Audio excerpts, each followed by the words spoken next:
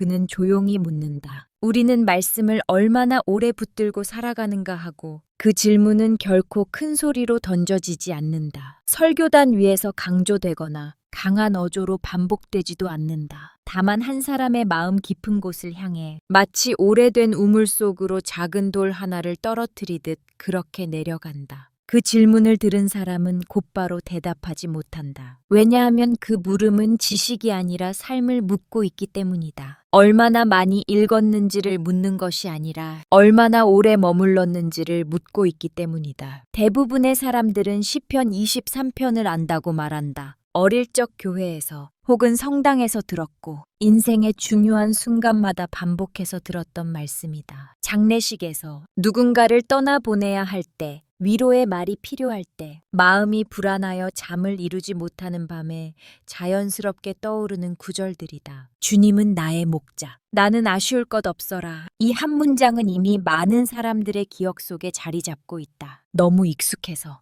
때로는 더 이상 새롭게 들리지 않을 정도다. 그러나 그는 그 익숙함을 조심하라고 말한다. 익숙함은 위로가 될 수 있지만 동시에 말씀의 깊이를 가리는 장막이 될 수도 있기 때문이다. 자주 들었다는 이유로 안다고 생각하는 순간 사람은 더 이상 그 말씀 앞에 머무르지 않게 된다. 말씀을 바라보는 것이 아니라 지나쳐 버리게 된다. 그는 바로 그 지점을 안타까워한다. 그래서 그는 분명하게 말한다. 아는 말씀과 살아있는 말씀은 다르다고. 머릿속에 저장된 문장과 삶 속에서 숨쉬는 말씀은 전혀 다른 차원이라고. 사람은 말씀을 많이 알고 있을 수 있다. 그러나 그 말씀이 그 사람의 선택을 바꾸지 못하고 태도를 바꾸지 못하고 하루를 살아가는 방향을 바꾸지 못한다면 그것은 아직 살아있는 말씀이 아니라고 그는 말한다. 눈으로 읽고 귀로 듣는 말씀은 분명 필요하다. 그것이 신앙의 시작이다. 그러나 그것만으로는 충분하지 않을 때가 많다고 그는 조용히 덧붙인다. 읽은 말씀은 마음에 잠시 머물 수 있다. 감동을 주고 위로를 주고 눈물을 흘리게 할 수도 있다. 하지만 그 말씀이 삶의 가장 깊은 곳, 사람이 가장 숨기고 싶어 하는 자리까지 내려가지 못할 때가 많다고 그는 말한다. 사람의 삶에는 말로 설명하지 못하는 지점들이 있다. 논리로 정리되지 않는 상처.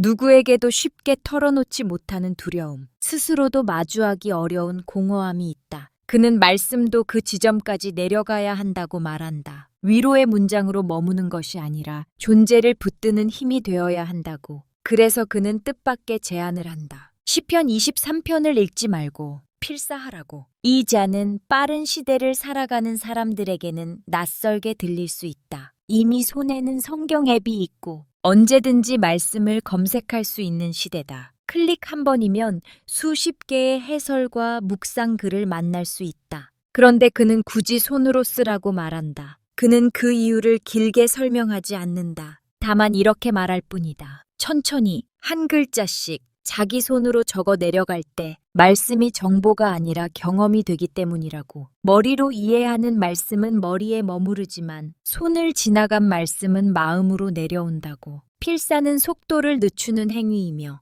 그 느림 속에서 사람은 말씀과 다시 만난다고 그는 말한다. 필사를 시작한 사람은 곧 깨닫게 된다. 평소에 아무렇지 않게 읽던 문장이 결코 가볍지 않다는 것을. 한 글자, 한 단어를 써 내려가다 보면 자연스럽게 멈추게 된다. 왜 이 말씀이 여기서 이렇게 말하고 있는지, 왜 이 표현이 이 자리에 놓였는지 생각하게 된다. 그리고 어느 순간 말씀을 해석하려던 태도에서 벗어나 말씀 앞에 서 있는 자신을 발견하게 된다. 그는 이 시간을 말씀 앞에 서는 시간이라고 부른다. 설명하려 하지 않고 판단하려 하지 않고 그저 머무르는 시간이다. 현대인은 너무 빨리 결론을 내린다. 너무 빨리 이해했다고 생각하고 너무 빨리 다음으로 넘어간다. 그러나 신앙은 서두름으로 자라지 않는다고 그는 말한다. 신앙은 머무름 속에서, 반복 속에서, 조용한 일상 속에서 자란다고. 그는 기적을 약속하지 않는다. 필사를 하면 문제가 사라진다거나 상황이 곧바로 바뀐다고 말하지 않는다. 오히려 그는 매우 현실적으로 말한다. 필사를 해도 삶은 여전히 어렵고 문제는 여전히 남아있을 수 있다고. 다만 하나는 분명히 달라진다고 말한다. 말씀을 대하는 사람의 자리가 달라진다고. 그는 이렇게 말할 뿐이다.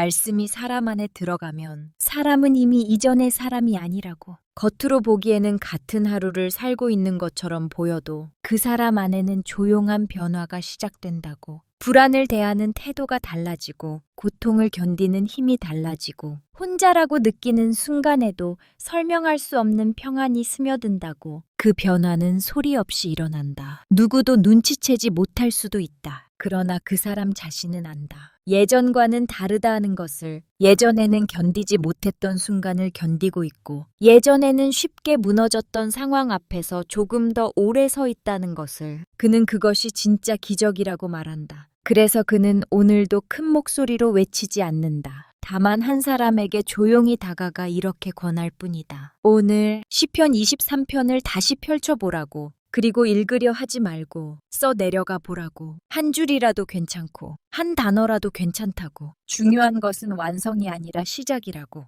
그는 믿는다. 말씀이 손을 지나 마음으로 내려가는 그 시간 속에서 하느님은 이미 사람 안에서 일하고 계신다고. 사람은 아직 아무것도 느끼지 못할지라도 변화는 이미 시작되었다고. 그리고 그 시작은 언제나 아주 조용하게 찾아온다고. 그는 필사의 시작을 가장 익숙한 문장에서 멈추게 한다. 시편 23편의 첫 문장. 너무도 자주 들었고 너무도 쉽게 암송해온 그 구절 앞에서 그는 사람들의 걸음을 멈추게 한다. 주님은 나의 목자. 나는 아쉬울 것 없어라. 이 문장은 많은 이들에게 이미 완성된 문장처럼 느껴진다. 더 이상 질문할 것이 없는 선언처럼 들리기도 한다. 그러나 그는 그 익숙함을 그대로 두지 않는다. 오히려 그 익숙함 속에 숨겨진 질문을 꺼내어 조용히 내놓는다. 정말 아쉬울 것이 없는가 하고. 그의 질문은 비판이 아니다. 신앙을 의심하라는 요청도 아니다. 다만 이 문장이 단순한 암송이 아니라 고백이 되기를 바라는 마음에서 나오는 질문이다. 사람들은 종종 이 문장을 말하면서도 동시에 수많은 결핍을 안고 살아간다. 무란, 비교, 미래에 대한 두려움, 인정받고 싶다는 갈망. 그는 이 모든 현실을 모른 척하지 않는다. 오히려 그렇기 때문에 이 구절 앞에서 멈추어야 한다고 말한다. 이 말씀이 현실을 부정하는 문장이 아니라 현실 한가운데에서 다시 서게 하는 고백이 되기 위해서다. 그래서 그는 이 구절을 급히 넘기지 말라고 한다. 필사를 시작하자마자 속도를 내지 말고 이 한 문장을 오래 붙들라고 권한다. 손에 쥔 펜이 자연스럽게 다음 줄로 가려 할 때 그는 오히려 멈추라고 한다. 주님은 나의 목자라는 말 앞에서 펜을 잠시 내려놓으라고. 그 멈춤은 단순한 쉼이 아니다. 그 멈춤은 질문의 자리다. 주님은 나의 목자라는 고백은 부드럽지만 결코 가볍지 않다. 그 말 속에는 의존이 들어있다. 스스로 모든 것을 결정하고 통제하려는 태도를 내려놓는 용기가 담겨 있다. 또한 그 말 속에는 신뢰가 들어있다. 보이지 않는 인도자를 향해 한 걸음을 내딛는 믿음이 스며 있다. 무엇보다도 그 고백 안에는 내 삶의 주인이 내가 아님을 인정하는 깊은 겸손이 들어있다. 그는 바로 이 지점이 필사의 핵심이라고 말한다. 사람은 살아가며 끊임없이 자기 삶의 주인이 되려 한다. 계획을 세우고 결과를 예측하고 위험을 관리하며 모든 것을 스스로 책임지려 한다. 그것은 자연스러운 태도이지만 동시에 사람을 지치게 만드는 태도이기도 하다. 그는 이 구절을 필사하는 동안 사람 안에 자리 잡은 그 무거운 책임감이 조용히 드러난다고 말한다. 그리고 그 책임감 앞에서 이 고백은 질문이 된다. 정말로 나는 주님을 나의 목자로 모시고 살아가고 있는가? 아니면 말로만 그렇게 고백하고 있는가? 그는 필사를 글씨를 옮기는 일로 이해하지 말라고 말한다. 필사는 자기 삶의 중심을 옮기는 일이라고 한다. 어디에 중심을 두고 살아왔는지를 돌아보고 그 중심을 다시 하느님께로 옮기는 행위라고. 그래서 이 첫 문장은 다른 어떤 구절보다도 천천히 써야 한다고 그는 말한다. 글씨가 비뚤어져도 괜찮고 시간이 오래 걸려도 괜찮다고. 중요한 것은 완벽한 문장이 아니라 진실한 멈춤이라고. 이 문장을 필사하는 동안 사람은 자연스럽게 자기 자신에게 질문하게 된다. 나는 지금 무엇을 나의 목자로 삼고 있는가? 성과인가? 안정인가? 타인의 시선인가? 아니면 두려움을 잠재워줄 어떤 확실한 보장인가? 사람마다 그 목자는 다를 수 있다. 그는 그것을 부정하지 않는다. 다만 그 목자가 과연 나를 어디로 이끌고 있는지를 보라고 말한다. 평안으로 이끌고 있는지 아니면 끝없는 불안 속으로 몰아가고 있는지 그 질문은 결코 가볍지 않다. 그러나 그 질문이 시작되는 순간 이미 첫 번째 변화는 시작된다고 그는 말한다. 변화는 행동에서 먼저 시작되지 않는다. 변화는 인식에서 시작된다. 내가 무엇을 의지하며 살아왔는지를 깨닫는 순간 사람은 이전과 같은 방식으로는 더 이상 살아갈 수 없게 된다. 필사는 바로 그 인식의 문을 여는 작업이라고 그는 말한다. 그는 이 첫 문장을 필사한 사람들이 공통적으로 경험하는 한 가지를 이야기한다. 그것은 안도감이다. 모든 것이 갑자기 해결되지는 않지만 적어도 혼자가 아니라는 느낌이 마음 깊은 곳에서 올라온다고. 내가 모든 것을 붙들고 있어야 한다는 강박에서 잠시 내려놓게 된다고. 그 내려놓음이 바로 믿음의 시작이라고 그는 말한다. 그래서 그는 이 구절을 단 한 번만 쓰지 말라고 한다. 여러 날에 걸쳐 반복해서 쓰라고 권한다. 같은 문장을 쓰면서도 매번 다른 마음이 올라올 수 있기 때문이다. 어떤 날은 감사가, 어떤 날은 불안이, 어떤 날은 저항이 올라올 수도 있다. 그러나 그 모든 감정조차도 하느님 앞에 있는 진짜 나의 모습이라고 그는 말한다. 필사는 그 모습을 숨기지 않고 드러내는 자리라고. 그는 마지막으로 이렇게 덧붙인다. 이 문장을 진심으로 필사한 사람은 더 이상 쉽게 아쉬울 것 없어라 라는 말을 말하지 못하게 된다고. 그 말이 너무 가볍게 흘러가는 것을 견디지 못하게 되기 때문이라고. 대신 그는 조금 더 천천히, 조금 더 낮은 목소리로 이 고백을 하게 된다고. 그리고 바로 그 변화가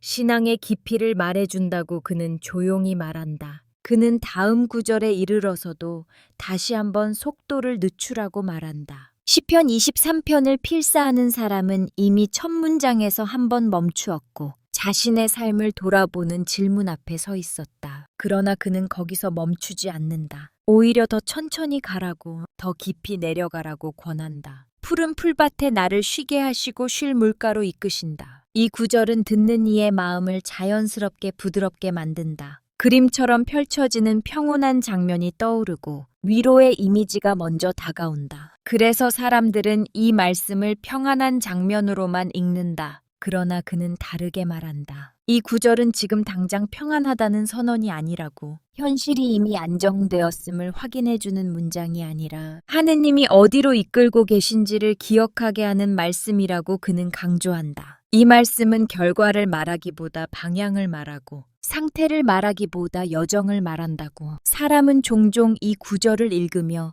자기 삶이 왜 아직도 힘든지 의아해한다. 푸른 풀밭은 보이지 않고 쉴 물가는 느껴지지 않기 때문이다. 그는 그 당혹감을 숨기지 않는다. 오히려 그 당혹감 속에 이 말씀의 진짜 의미가 숨어 있다고 말한다. 필사를 하며 이 구절을 천천히 써내려가는 동안 사람은 자연스럽게 자기 삶을 돌아보게 된다. 지금 내가 서 있는 곳은 과연 어디인가? 정말로 푸른 풀밭 위에 서 있는가? 아니면 여전히 메마른 광야를 걷고 있는가? 그는 이 질문 앞에서 정직해지라고 말한다. 신앙은 현실을 미화하는 것이 아니라 현실을 있는 그대로 바라보는 용기에서 시작된다고. 필사는 바로 그 용기를 키우는 시간이라고 그는 말한다. 푸른 풀밭과 쉴 물가는 누구에게나 매력적인 이미지다. 그러나 그는 이 이미지가 목적지가 아니라 과정의 일부임을 기억해야 한다고 말한다. 하느님은 사람을 한 번에 평안한 곳으로 옮겨 놓지 않으신다고. 오히려 광야를 지나게 하시고 지치게 하시고 때로는 왜 이런 길을 가야 하는지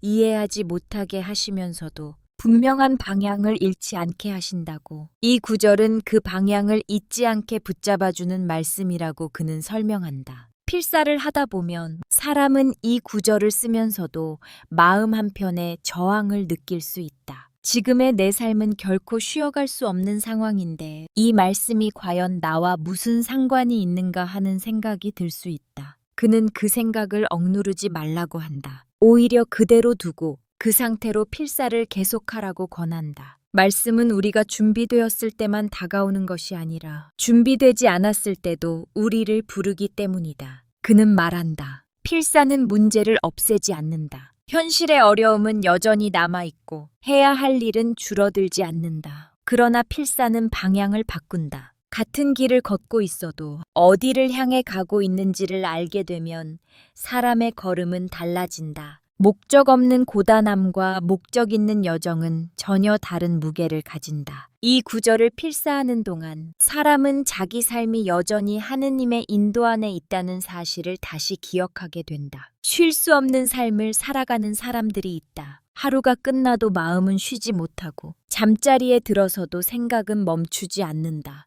그는 바로 그런 사람들에게 이 구절을 오래 필사하라고 말한다. 쉬라고 명령하는 말씀이 아니라 쉬게 하시는 분이 있다는 사실을 마음에 새기기 위해서다. 쉼은 사람이 스스로 만들어내는 성과가 아니라 허락되는 은총이라는 것을 이 구절은 조용히 가르친다고 그는 말한다. 필사를 계속하다 보면 사람은 점점 쉬어도 되는 이유를 말씀 안에서 발견하게 된다. 아직 모든 일이 끝나지 않았는데도, 아직 해결되지 않은 문제가 많은데도 잠시 멈추어도 된다는 이유를 찾게 된다. 그 이유는 상황이 아니라 관계에서 나온다. 나를 이끄시는 분이 계시다는 믿음, 내가 지금 멈추어도 길을 잃지 않을 것이라는 신뢰에서 나온다. 그는 이 신뢰가 신앙의 중요한 열매라고 말한다. 그는 또한 이 구절이 사람의 시간 감각을 바꾼다고 말한다. 우리는 늘 지금 당장 결과를 원한다. 평안도, 회복도, 변화도 즉시 경험하고 싶어 한다. 그러나 이 말씀은 사람을 현재의 불안에서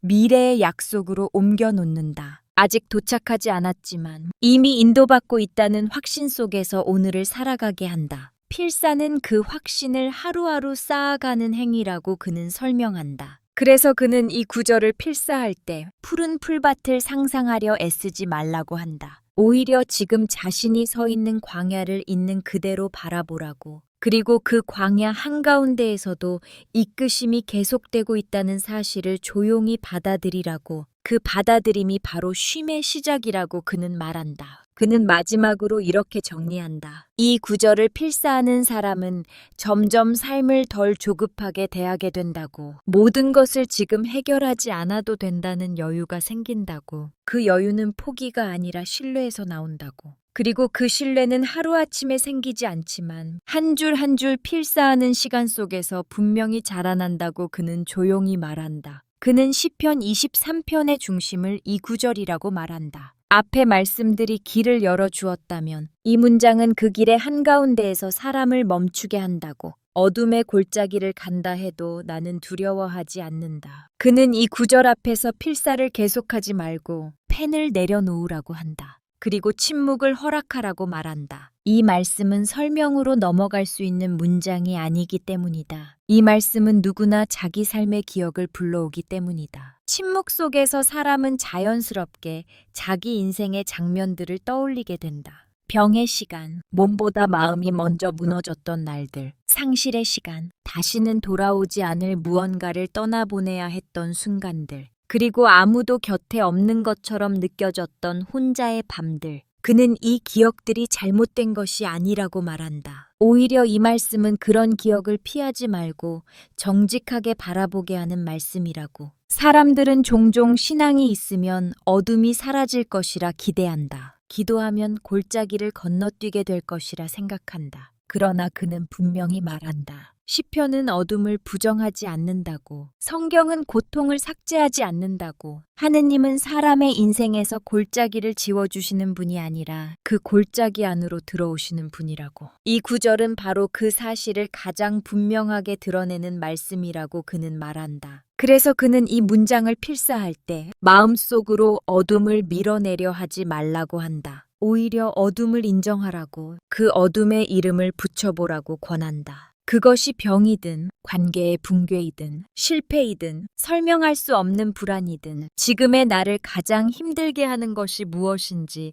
정직하게 바라보라고. 필사는 그 정직함을 가능하게 하는 도구라고 그는 말한다. 어둠의 골짜기를 간다 해도 이 표현 속에는 이미 중요한 전제가 들어있다고 그는 설명한다. 그것은 지금 나는 그 길을 걷고 있다는 인정이다. 이 말씀은 과거의 이야기가 아니라 현재 진행형의 고백이다. 그리고 동시에 이 길이 영원하지 않다는 암시이기도 하다. 골짜기는 머무는 곳이 아니라 지나가는 곳이기 때문이다. 그러나 그는 그 지나감을 성급히 말하지 않는다. 왜냐하면 사람에게 중요한 것은 언제 끝나는지가 아니라 지금 누가 함께 걷고 있는지이기 때문이다. 나는 두려워하지 않는다. 이 말도 오해되기 쉽다고 그는 말한다. 이 고백은 감정의 부재를 말하는 것이 아니라고. 두려움이 없다는 뜻이 아니라 두려움에 의해 결정되지 않는다는 뜻이라고. 그는 이 구절을 필사하는 사람들이 종종 이렇게 묻는다고 말한다. 나는 여전히 두려운데 이 말씀을 어떻게 써야 합니까? 그는 그 질문에 이렇게 답한다. 두려운 채로 쓰라고, 두려움을 안고 쓰라고. 이 말씀은 두려움을 숨기는 고백이 아니라 두려움을 끌어안고 하는 고백이라고.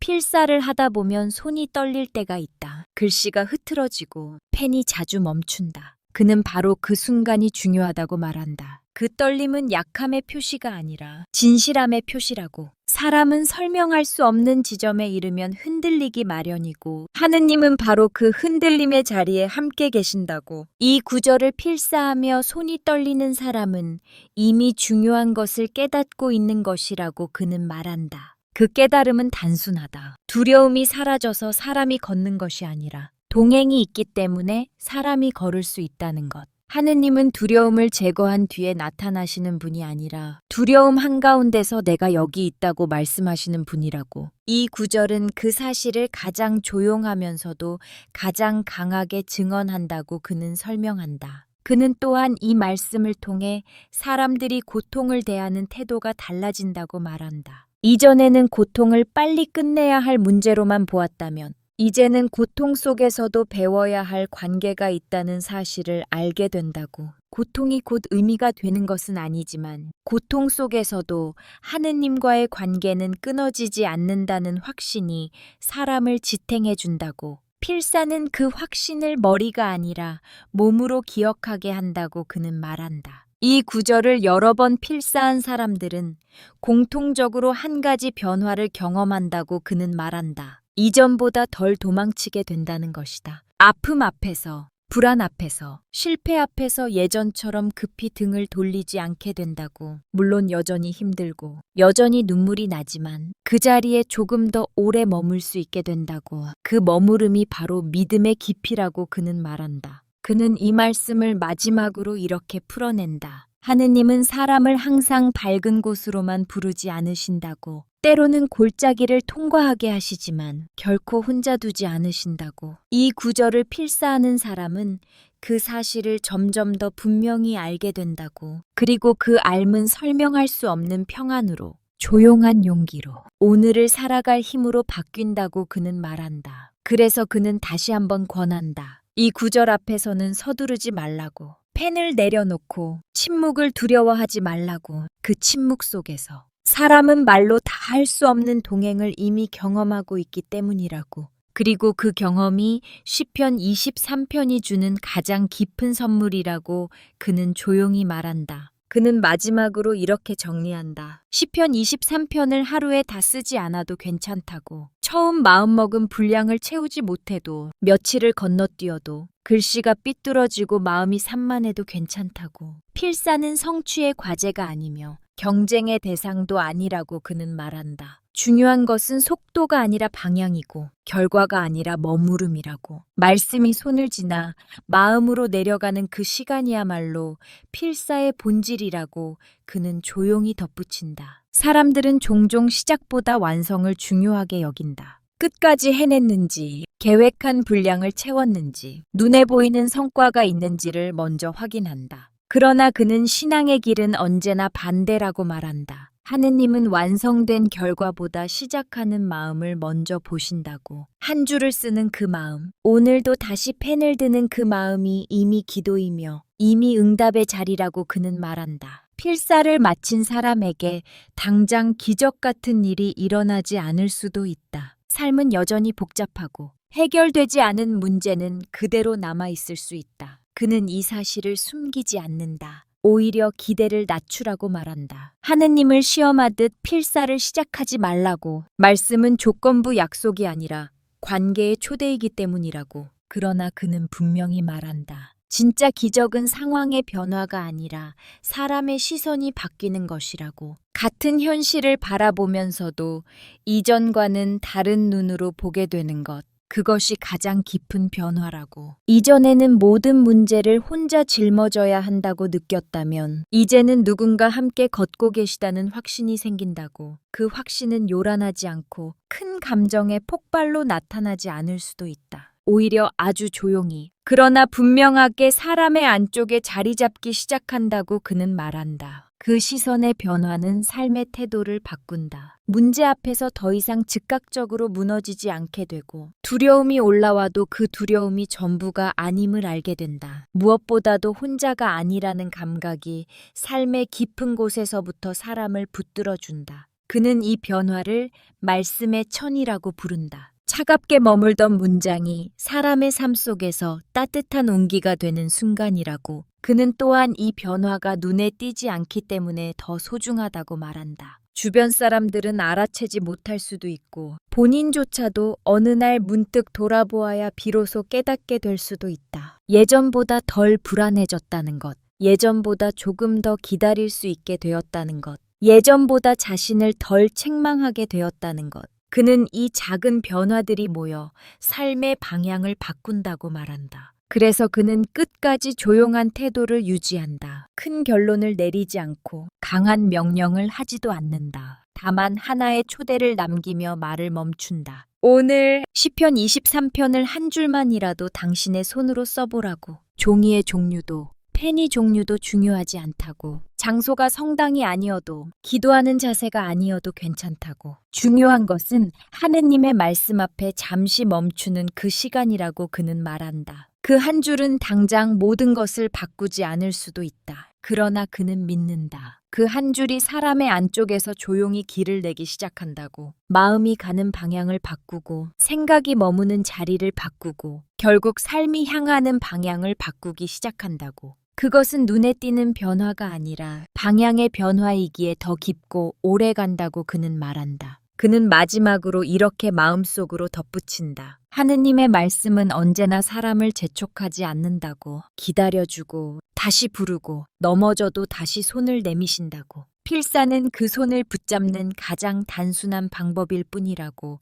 그리고 그 단순함 속에서 사람은 가장 깊은 신앙을 배우게 된다고. 말은 여기서 멈춘다. 그러나 이 말을 듣는 사람의 마음 안에서는 이미 작은 움직임이 시작되고 있다. 오늘은 한 줄, 내일은 또 한 줄. 그렇게 이어지는 그 조용한 걸음들이 어느새 삶의 길이 된다. 그리고 그 길 위에서 사람은 알게 된다. 자신이 언제나 인도받고 있었다는 것을, 혼자가 아니었다는 것을. 그 깨달음이 바로 시편 23편이 사람에게 주는 가장 큰 선물이라고 그는 조용히 믿는다.